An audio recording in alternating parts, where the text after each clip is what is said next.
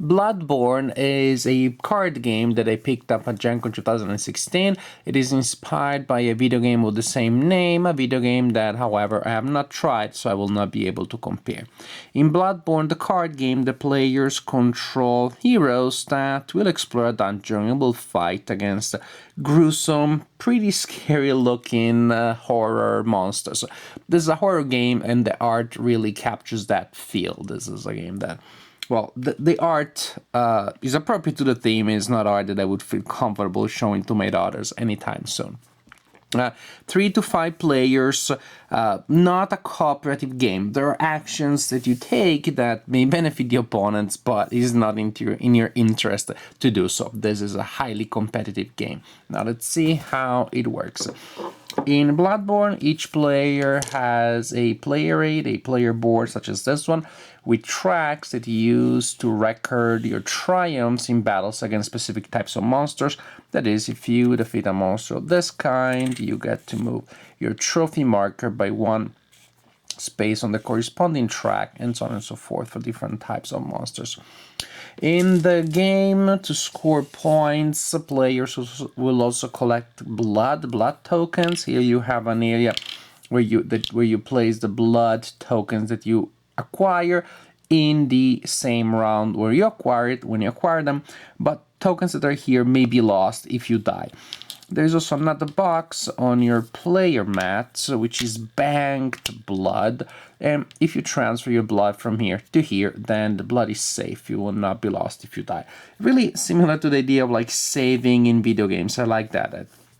There are moments during the game where you will want to save your progress. I like this, the fact that, you know, board games, card games, and video games do not necessarily have to be antagonists, but they can cooperate and they can borrow ideas from one another. Also, you have a dial here that records your health. When it goes down to 0, yes, you guessed it, you died. But in this game, death is not the end because you are respawned after, well, certain other procedures are completed. To perform actions, each player will use cards. Each player starts with an identical hand of cards with 3 weapons and 2 other effects. This is not exactly a deck building game, I should say a hand building game, because you do not have properly a deck that you shuffle, and cards that you purchase go back into your hand after they were reshuffled, and so on and so forth. You do purchase cards here from available upgrades that come out of a specific deck, but those go in your hand and then you simply play them. But you need to perform certain actions to be able to pick up your discard pile and form your hand again. Monsters, I said, in this game you will hunt for monsters. Each game has a super villain, a mega big boss, represented by one of these tarot-sized cards, and you can see the beauty of the art. Beauty, of course, if you are into horror art, such as I myself am. So I really like the art in this game. In each game, you will choose one of the super villains that will simply be available, be out there, visible for the entire game. And each villain comes with each arch villain, each nemesis comes with a specific condition that will be in play during the game and will add replay value because each will establish a condition that will affect the whole game. Also, so this is for the super villain, but how about the run-of-the-mill bad guys? They are represented by the cards in this deck, the dungeon deck. Again, look at this pretty atmospheric and intense, uncompromisingly horror art. This is a deck formed of regular villains plus bosses, I would say, mini bosses or intermediate bosses as you are traveling your way towards the big boss. And these come out of a nice pool of cards. These are all the cards that you could use to form your dungeon deck. And so as you can see, since you only use a minority of these cards, in each game there will be a huge replay value here. Many possible combinations. So here we have regular monsters and mini bosses. They work in the same way, with the difference that a regular minion, a regular monster, will be available for the players to hunt it only for one turn. If they kill it, it's out of the game. If they don't kill it, it escapes, runs away, and sometimes triggers effects when escaping.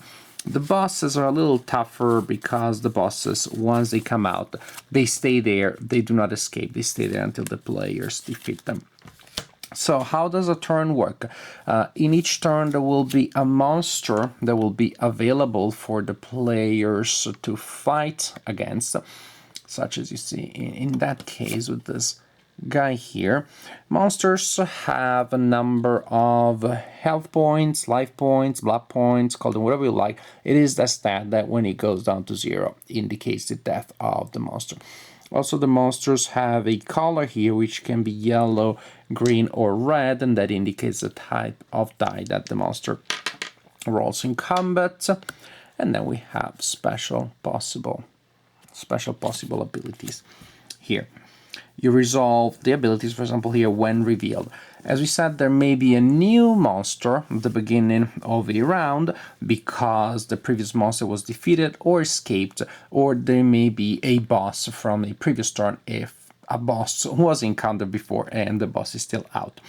Either way, once the monster is revealed, players need to decide what to do next, and they do so by selecting action cards.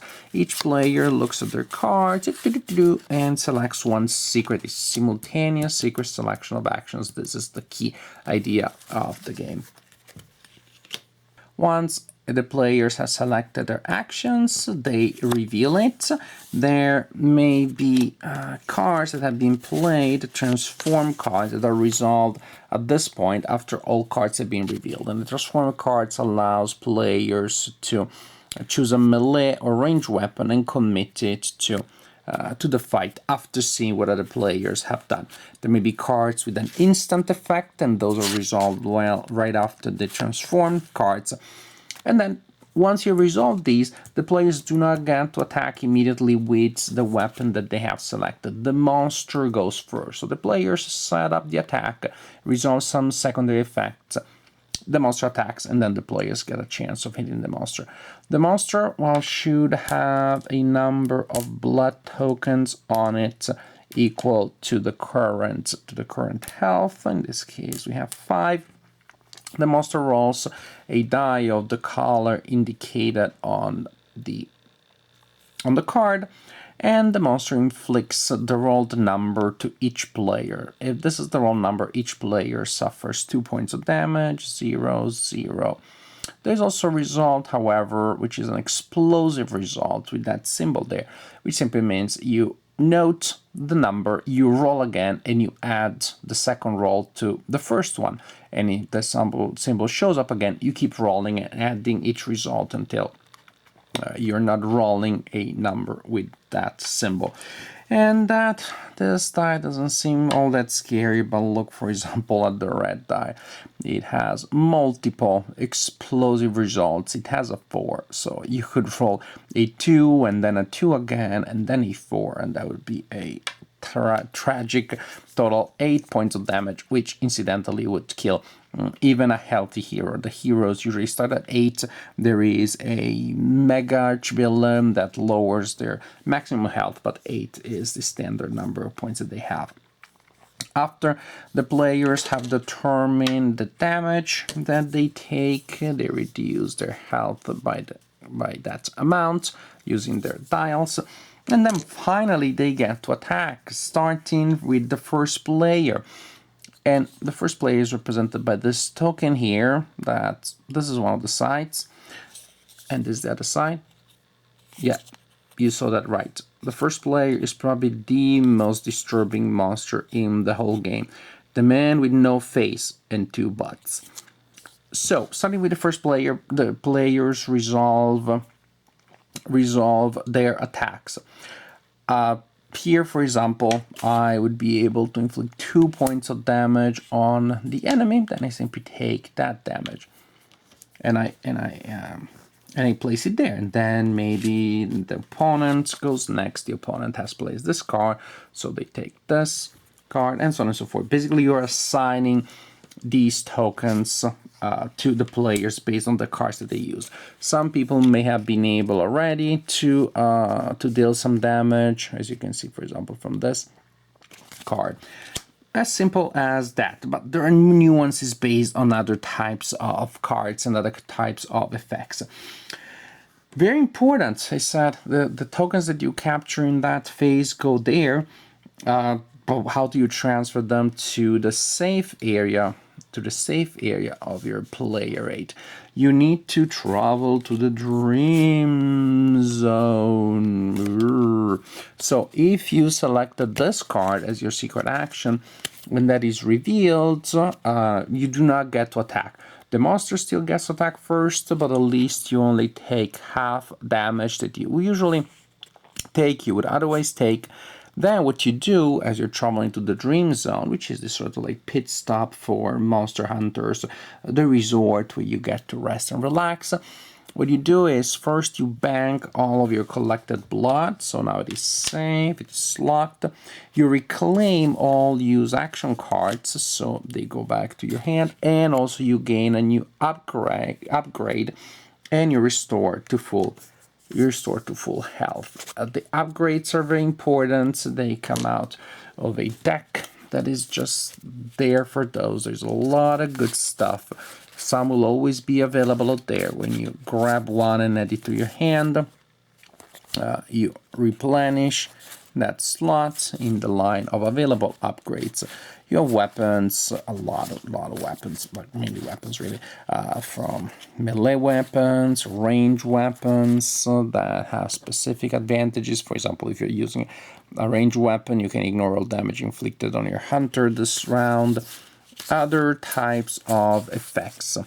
So as the game progresses, you will gain more of those. Your hand will become more powerful. You will have more actions that you can take before you're forced to go to the dream zone because you don't have any actions left.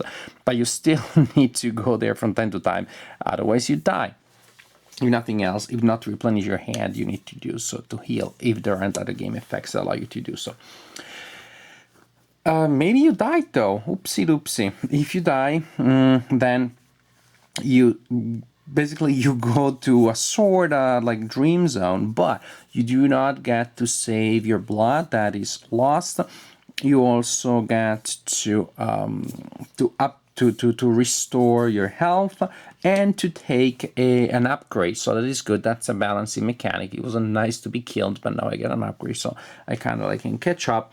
However, it's not as good as going to the dream zone because I do not get to reclaim my hand of cards. I still need to go to the dream zone if I want to refresh my hand of cards. If the monster is defeated this turn, then all players that contributed to the defeat of the monster gain a trophy or a point on the trophy track of the corresponding type. And that's how it works. As we said, bosses from this deck work exactly the same, but they don't escape, don't run away. You continue like this until the deck is exhausted, and then you fight the final monster, and the game continues until the final villain is defeated. At that point, you count victory points, which are generated by blood on your player rate, plus points generated by the position of these tokens on the trophy tracks. And the player with the highest score, of course, is the winner of the game.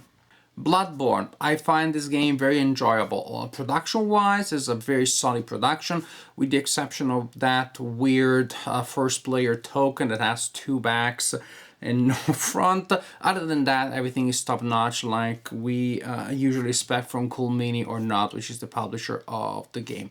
Nice illustrations, very thematic, very atmospheric. As a fan of the horror genre, I was very pleased with those illustrations. High-quality tokens, boards, even the dials are really functional. They move well as opposed to other games that have similar dials, and you're like, come on, and you just spend too much time pushing those dials back and forth rather than doing other stuff. So production-wise, this is a very, very good production. Mechanics, I like them. I like the core mechanics that we have here. I like the way they intersect each other. And basically, at the core, we have simultaneous selection of actions with the resulting need for you to read the opponents and figure out what they're trying to do. You look at their discard piles, you look at their face, and you see them depending on how pleased they look. You try to get a sense. Maybe they're bluffing though, so there is an element there. So you're trying to read the opponent. Again, sometimes it's psychological, sometimes it's mechanical. My opponent only has 2 cards in their left in their hand, then only one of those makes sense, so I get good information there. I like this aspect that may make it look like there is a lot of randomness, because a lot of other people will throw in their cards, by which I mean they throw in game effects that get in your way and alter the state of the game dramatically sometimes before you get to act. But it's not really random. There is a very small random element. Okay, sometimes that can lead to drastic changes when there is a monster that rolls particularly well and destroys a lot of people in a single sweep. But even then, if it's a monster with a red die, then you can expect that to happen. It may happen with a monster that rolls a green die, but it's so rare that at that point, if everybody gets killed by a lucky shot from one of those monsters that keeps re-rolling, I think people are gonna laugh more than be disappointed in the randomness it takes away from the fun of the game. Because really, it's not about inaccessible information like you have with randomness. That element is there, but it's not that big. It's about concealed information. So the idea is that your opponents know what they have selected. Everybody's trying to figure out what the other players have or will do. So I really like that if you're able to read your opponents, you can definitely reduce the level of randomness. And then when the effects are resolved, then of course there's a lot of fun stuff happening, because players that get to act before you expect that they would, players that you expect to contribute and deliver a hit actually do not do anything of that sort. So we failed to kill the monster this time, and so actually that player that did not act will come back next time when we're all exhausted and we cannot fight, and deliver the final blow and cash in on the blood. A lot of these effects that are really neat for you, effects that allow you to take a hit and then immediately go to the dream dimension. The intersection of the effects is really neat, and I like that it is generated by such a simple idea, such a simple mechanic. 90% of what you do physically, of the actions that you accomplish, is select a card and put it down on the deck, on the table, and that's really what the game is about. Of course, it's about thinking about what you have in your hand and what's out there and what the opponents are going to do and how that interacts with the present situation. But it's such a linear idea around which, however, there are a lot of interesting other ideas that fluctuate. Such a simple idea that, however, results in a pleasant degree of involvement and some depth, and definitely in a satisfying experience. I also very much like push your luck games, and this is one such game, because you have to decide how long you're gonna stay in the battlefield before you retreat to the dream dimension, to the dream area. You could go there every other turn. I get a blood token, I go there, get a blood token, I go there, so you don't lose anything, you don't risk losing your blood tokens, but you won't have many at the end. And of course, on the opposite side of the spectrum, you may gamble a lot, have a huge pile of tokens, and then you realize, oh yeah, but I still have to take some damage before I retreat to the dream area. I forgot about that little detail, and boom, all that blood is lost like tears in the rain. So fun. I like the push your luck mechanic that goes well together with the one truly random element, which of course is the die. We can also say that the dungeon deck is random, but that affects everybody equally, because everybody's faced with the same challenges, with the same monsters. So it's not like you get a good monster and I don't. So there's that random generation of encounters that, however, does not give a unique advantage to one player rather than another. Overall, secret selection of actions plus push your luck plus really nice art, to me, go together to form a really nice package. I definitely enjoyed Bloodborne. I also did nothing about the video game, so if you're like me and you do not know the video game, don't worry like, oh, this is gonna be for fans only. There's not much for people that don't already love the video game. I enjoyed this game very much. I definitely enjoyed, and I know nothing about the video game. Maybe one day I'll play it, maybe I won't. But what I know is that I like Bloodborne because it's pretty simple to teach.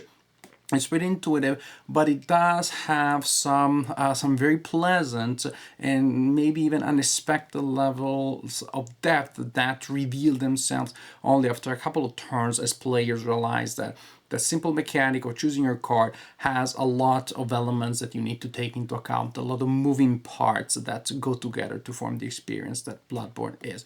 Overall, really good game, simple, fairly short, not a filler, but not a huge game. You will be able to play a couple of games in a game night if you so wish, or you can keep it as an opener or as a in between other larger games. Either way, whichever way you want to use it, I hope you give it a try. I hope you will use it. I hope you will play, because this is definitely a fun game.